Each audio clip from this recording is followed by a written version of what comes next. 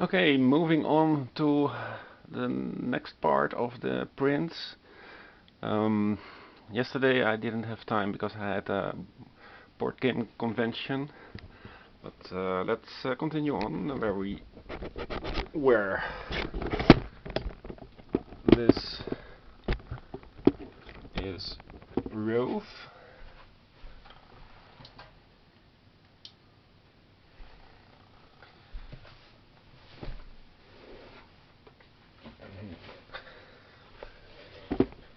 I had to correct for lamplight, so it started off in blue.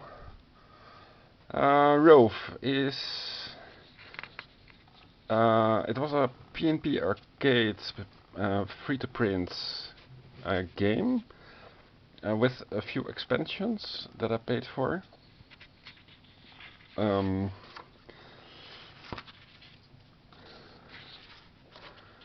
so you have to lay tiles in a certain grid, and then you can move tiles to reach specific pattern goals. So it's how do you say? Um, you have to see spatial. You have to have it's a spatial puzzle. That's the word. I'm not really sure how it works, but the base game plus 4 expansions, alien artifacts, and some others. I really like the artwork.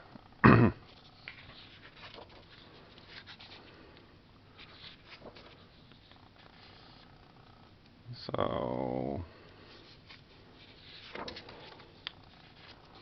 I'm not really sure why this is upside down.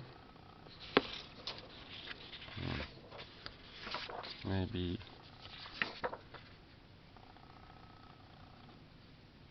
I think it should go like this. Activate adjacent module's ability. Activate adjacent module's ability. X. So this, for example, if you flip it, you get another. You get a star, and this has a red X. Probably you're not allowed to shift any module 1 space. So yeah, this is it looks very simple, but you have to check that you align the cards as intended. Moving on, drive like hell. These look like card backs, but they are the card fronts, I think. I'm not really sure. No, it looks like card backs. It was a print and play from PnP Arcade, and I haven't paid enough attention to check it out. Then we have more Forgotten Road cards. My floor is covered for 1/3 with specific projects by now. This belongs to what we already had for One Deck Dungeon, and so I have missed Fanatic, and now I also have the Witch and the Hellhound. And the Cinder Planes is something that I took from the digital version. And you can also make it the analog version. So that's really cool. The Veil. Apparently I made big cards. Sorry. It hasn't. The veil is that it's a two. Basically, it's a two-person PvP deck builder game, and when you don't have a partner that is interested in it, you can't bribe your partner. Then you want to play versus the AI. I printed it out in 1x3 to make it readable. I'm afraid that this isn't the latest version. All such mistakes are bound to happen. This gives the overall idea of the AI. So the AI opponent setup is exactly like a regular opponent, hero versus hero, villain versus villain, and so on. Lowest initial health starts with 4 cards. Draw an AI card at random. At the AI turn, perform all steps 1 to 7 on the cards, and players resolve ties. And I tried to describe the instructions so that there is zero space for player arbitrage. So the steps should speak for themselves. There is a certain ramp up that I built in the AI cards. Mostly it is with the highest cost value in the hand of the AI, and if that is 6 or higher, the cost values in the veil go from 0 to 7. So in the later stages of the game, it receives a bonus. It purchases a highest cost control card for no cost. And what the artist did was color the specific types in each deck: green, blue, and red. So you can specify it so that the AI will go for certain things. And once you beat the defensive, you can also try out an offensive. And there are 5 persona. So for completion, there is a recruiter. It wants to recruit cards, and it does so by banishing all non-recruits.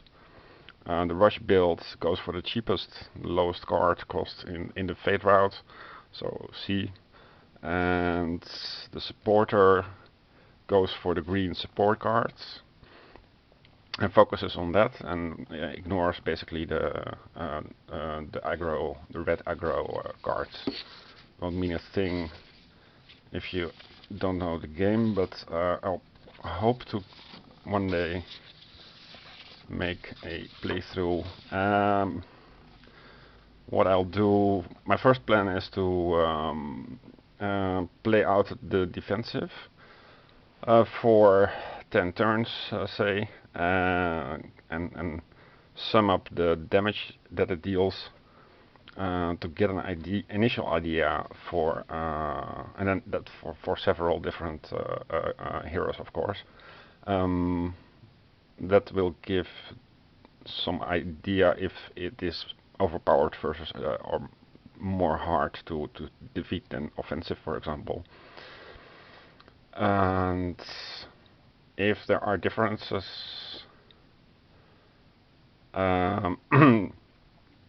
for specific heroes, then it will become clear also just by playing it out which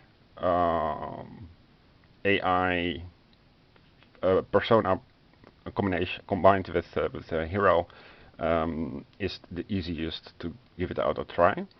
So I can grade the personas in a list of increasing difficulty to give some better idea for yeah, well, a balanced campaign kind of game.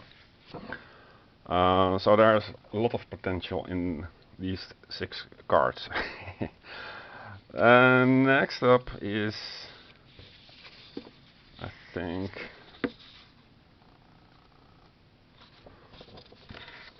well, given the fact that the orientation is all kinds of ups and downs, this is Hand of Fate, and well,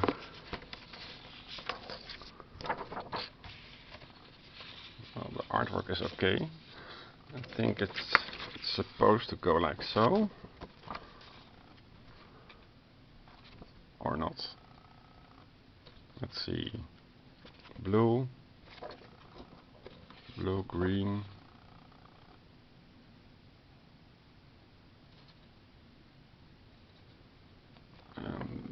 Mia the monk,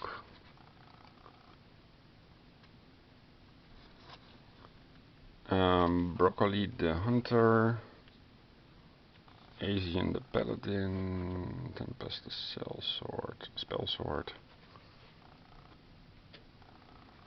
These are definitely not heroes, and they align with the Hydra and the Minotaur. So it's supposed to be like so.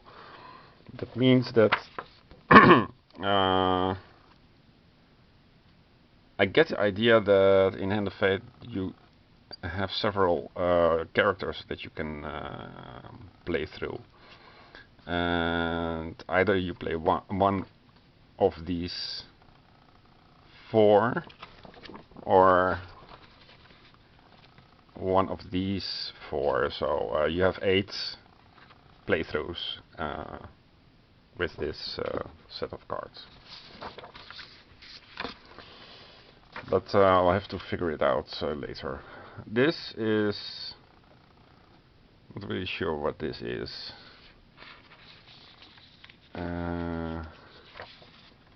It has pearls, rum, fish, dog, jib. So it looks like some kind of sea card game. And these look like items: nautical charts, first aid kits, fishing rod, mainsail, pocket watch, pulley. Apparently you have identical bags and you draw either a item or an item. Hey, got 2 fishing. Oh no, the fishing rod looks like a harpoon, and the mainsail. So 2 ships. Well, not sure what this does. There's something else in the same artwork. Some kind of pirate sailing game.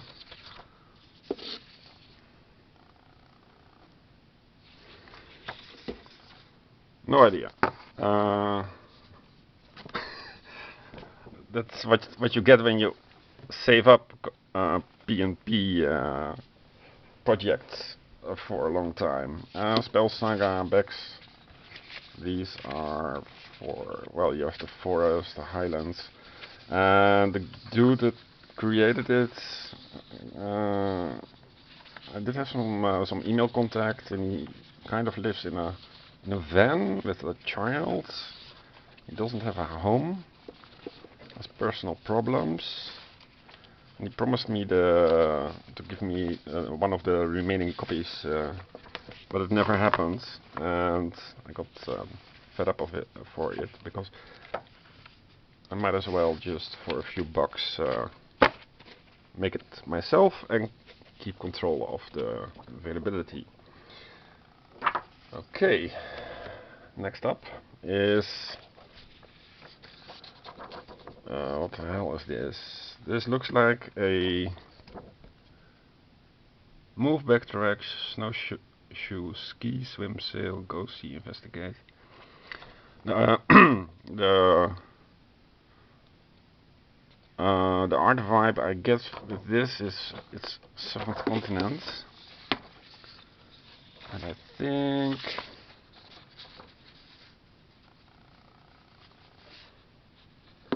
not really sure how to build it, but if I cut out the inner part, then actions go with action resolution, turn sequence action icons,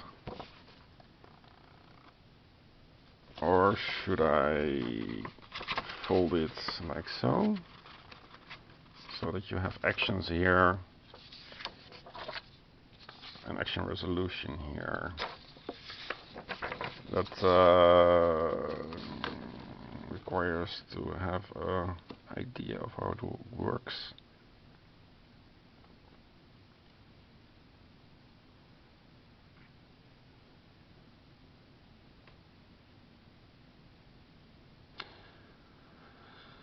Everything is called an action, so that resources on the right. Yeah, I'll just glue it together like so. Okay, next up is a weird game that has very long, thin cards. It's called The Seeker in the Forest. And it looks like garbage like so, but these are individual cards with so they go in the middle. So more or less will look like so. Okay.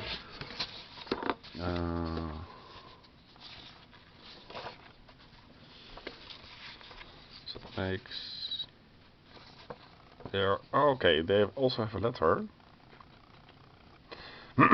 So there's some kind of a spiritual forest game. Collect 7 or more Menikainen. Arrival of Spirits, the Guardian of Weir. Complete 2 basic quest goals with 1 game. End the game without losing any objects. And these are the objects then apparently. It's a bit risky to try to print and play it, to build it, without reading the rules. But let's see. Here are the objects. So this belongs to the seeker. This is some kind of playmat, I think. Or are these cards? Yeah, these are cards. So I guess that these are the rules.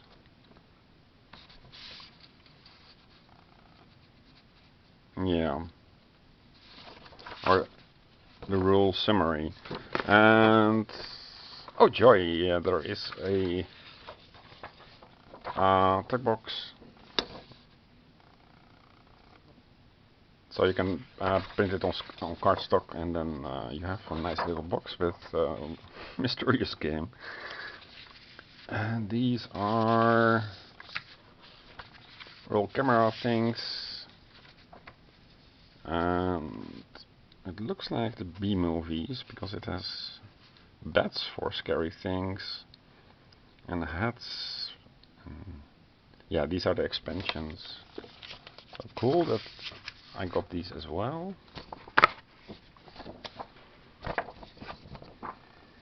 Okay,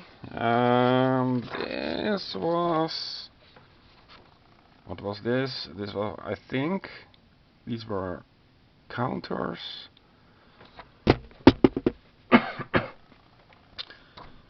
For Clash of Deck, if I remember correctly. And the fault line suggests that we have to gutter fold it like so. So yeah, what you're making is 2-sided shields, 2-sided attack, 2-sided damage, and some kind of scoring track. Never really paid much attention. I built the Clash of Decks, but and also the rule book. You have to print out the rule book. This is the box design that I requested from the creator for backing the Forgotten Roads. It's a lot of black. This is the nice thing with these card games, because you can make 2 stacks, and it's a very small box, as you can see. It's probably higher than I would guess. It's a single player, 20 minutes game.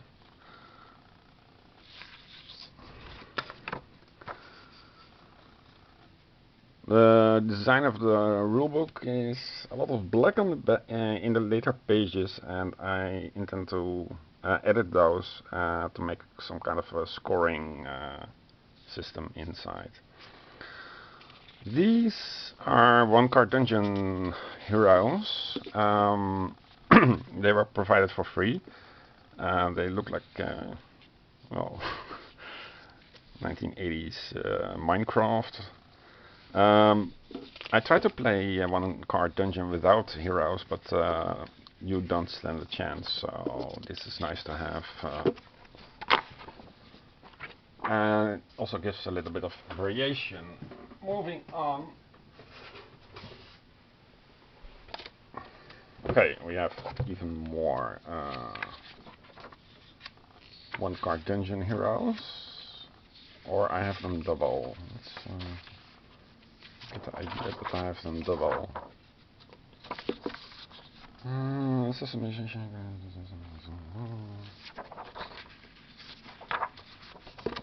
Wizard, witch, thief. Okay, I have them double. Yeah, that can happen. Okay, I have again the veil printed out, but then smaller. But this is the version 1.5.1, so this is the most recent one that I corrected. And well, ideally you want to have them in bigger font. The last strongholds, fronts and backs.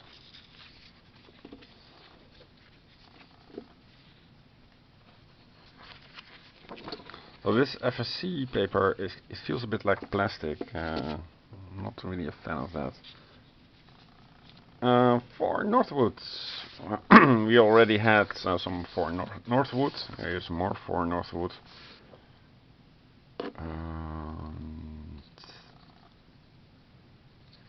I get the idea that this is the row from 0 to 7 for the things that you want to have tricks against. And I finally have the much acclaimed Orchard. Was also free to print from PnP Arcade. Pretty straightforward build. If you ask me, I would want to figure out the rules, but you overlay cards and then score things. Can't be that complicated. Here we have Arkham Horror. Goodness. Let's see what it is. A loud metallic clank rings throughout the Funhouse. Okay, so this is Happy Funhouse. And it looks like a derelict, probably haunted fairground attraction with a wheel and some ghostly figures,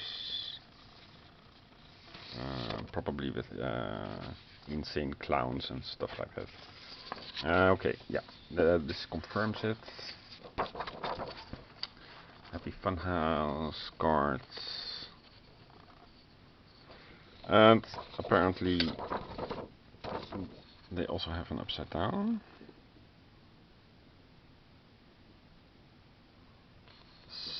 So I would guess it would gutterfelt like so. Funhouse entrance, Funhouse entrance.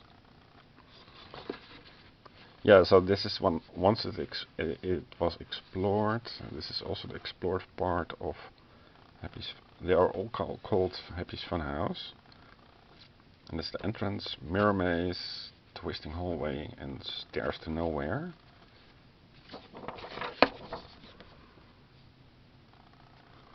So this is what you put down in the location display.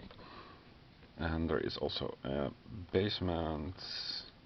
In the basement you can apparently go to a tilted room, door maze, and an ending hallway in a corridor to nowhere. And they don't have these location connection icons. Only this one has. So I guess you have to unlock the Funhouse entrance. Then you select either one of these destinations. So, for example, the yellow goes to here, and the T goes to this one. And also, okay, and then you have to unlock them. Well, I hope I didn't spoil the game. There's also dungeon. Same kind of things. These are the monsters. So again, fold like so. This is easy to build. Yeah, it's a good artwork.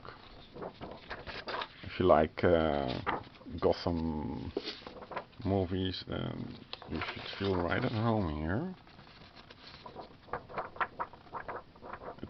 It even doesn't sound like paper, this FSC stuff. Well, it doesn't really matter how you orient them.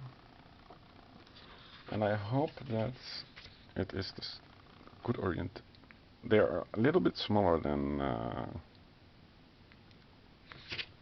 the original cards, and that has to do, I think, with it seems like they were pasted onto a bigger canvas. But the investigator deck is separate from the encounter deck, so it doesn't make much difference because you built the encounter deck. So if these are internally consistent, then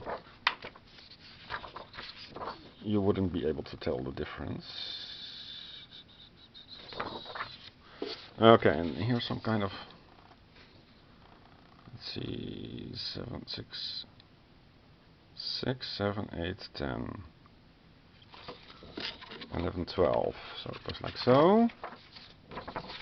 Apparently I don't have the 1 to 5. I have to print that out separately. Thing is that you shouldn't print this on 120 grams because it will, when you fold it, it's 245 grams, and that's hard to flip through. Beach landing combat cards. Many of the images were created by the US government and are in the public domain. Some of the images used in the cards were released under an open license. Okay, time for next video.